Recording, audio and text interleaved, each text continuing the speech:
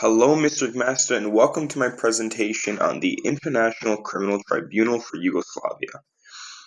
Now, introduction. During the breakup of Yugoslavia, the former Yugoslavia broke apart into separate states. This led to many conflicts erupting, but the main one we're going to be talking about is the Serbian province of Kosovo. Now, to make this simple, Kosovo wanted independence from Serbia, and this led to a conflict erupting. Serbia began to push the Albanian population out of the country, and this was seen as ethnic cleansing. Now, a few countries led by the US went to the UN Security Council to intervene, but the vote was vetoed by Russia. NATO then acted by themselves and began bombing the capital of Serbia until their subsequent surrender. And then after their surrender, the International Criminal Courts handled the punishment and tried Serbia for war crimes. Now, here's my thesis. The attempt to bring people to justice also left much to be desired. The results of the International Criminal Tribunal for Yugoslavia failed to deliver true justice, and it was heavily biased. This can be seen heavily in international law violations, hypocrisy, political games, and biased verdicts. It just goes to show how justice may literally be blind. So let's talk about the international law violations. So at the time of the incident, there were only two legal reasons to go to war: self-defense and if it's a UN mandate. None of these conditions were met in regards to NATO. This also goes against the state sovereignty law, as this was all going on inside former Yugoslavia's territory, therefore it being Yugoslavia's business. Now, NATO also committed war crimes by bombing hospitals, schools, monuments, industrial plants, private businesses, Chinese embassies, and many homes. Now, if you ask me, that doesn't really sound like military necessity. So, here's a quick video I want to show you on the aftermath and how victims of the incident feel.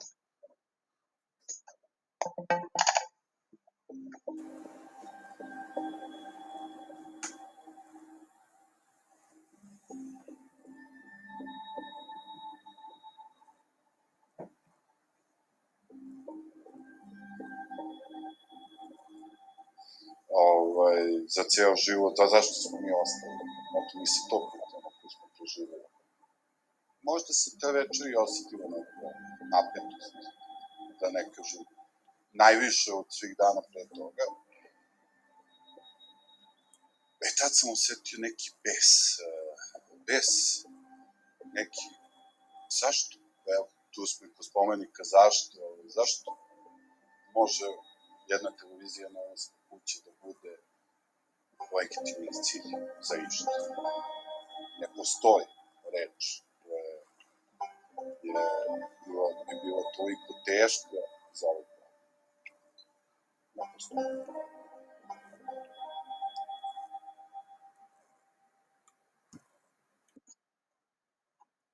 As you see, the aftermath of the bombings was very brutal, especially for many Serbians.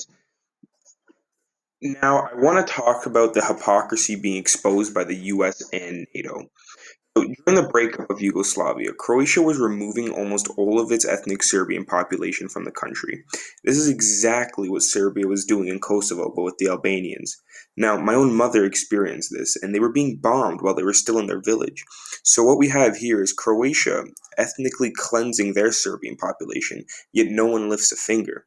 Now, other similarities are that the KLA is, from at least Serbia's point of view, a terrorist organization. They attack soldiers, police, and buildings using guerrilla tactics. These actions mimic that of other terrorist organizations like Al Qaeda. Now, I'm not saying that the KLA stacks up to Al Qaeda in their intensity of violence, but terrorists are terrorists no matter how you put it. But when the US invaded Afghanistan to combat these terrorists, they are portrayed as heroes. And now, might I add that due to the Afghanistan war caused by the US's invasion, 71,000 civilians lost their lives due to this combat. Now, in regards to politics, there's a lot to unpack here. Noam Chomsky, who was a key intellectual figure within the left-wing politics of the United States, stated that the main mission objective of the NATO mission was to integrate Yugoslavia into the Western neoliberal social and economic system of the West. This does not come to me as a surprise, as the US has a long history of hating red countries, and by red I mean extremely right wing. Now, Yugoslavia was the only country left in the region to convert, and like I stated earlier, this info comes from Noam Chomsky, a US left wing politician. To add on to this, the US and Russia were at each other's throats for the majority of this conflict.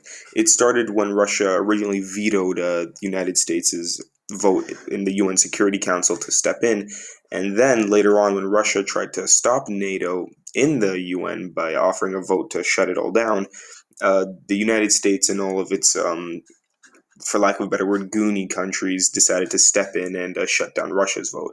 So this had a lot to do with the rivalry between these two countries as well. Now, to touch upon our last point here, we have bias. Now, during the trials, there was extreme bias towards the Serbians. A total of 161 people were tried for war crimes during this conflict, and an overwhelming majority of these people were Serbs. Now, almost nobody from Croatia who participated in removing the ethnic Serbian population was tried. Yet, the Serbians who participated in removing the ethnic Albanian population were heavily tried against. And on top of this, the US condemned Serbia for their actions, but did nothing when the KLA was exposed of their own crimes. These crimes varying from killing prisoners of war, selling organs on the black market, and having a lot of ties with the underworld. On top of this, pilots who bombed schools, hospitals, even the Chinese embassy received little to no punishment in regards to legal matters. I'm sure a few of them did lose their jobs, but none of them were actually brought forward and paid for their crimes. Continuing our discussion on bias, Western politicians exaggerate a lot of numbers during the Kosovo crisis. One of the huge facts that was being bent is that Secretary General of the United States told media that 100,000 Albanian men and boys may have been killed. Now he does use the word "may," but when you're the Secretary General of the United States talking to your entire country, people are going to only really focus in on the numbers. And when he stated that 100,000 Albanian men and boys have been killed, it portrayed Serbia in an even more negative light. And I am not saying that what the Serbians did was just, but 10,000 lives compared to 100,000 lives is a huge difference. So this lie really bent the narrative that Serbia was kind of, in for lack of a better word, becoming the next Nazi Germany. And this was pushing the story of a genocide. Not to mention how the UN never punished NATO for their actions, all because it was globally seen as a victory for NATO. If you were to ask me, I believe that justice is justice, and winners and losers must have the same justice. As of now, more and more KLA soldiers and leaders are being tried for their crimes. However, the US has faced no real repercussions, legal repercussions at least. Even after they accidentally bombed the Chinese embassy, China was furious, but all it really took was a personal apology from Clinton and some money to smooth over that bump. Now, in conclusion, I'm not saying that what Serbia did was right by any stretch of the imagination, but when it comes to justice, justice must be blind, and it has to deliver it on all fronts. Now, some people were brought to justice, which obviously is a plus, but as I've displayed here, other people simply were just let to walk free. Thank you for listening.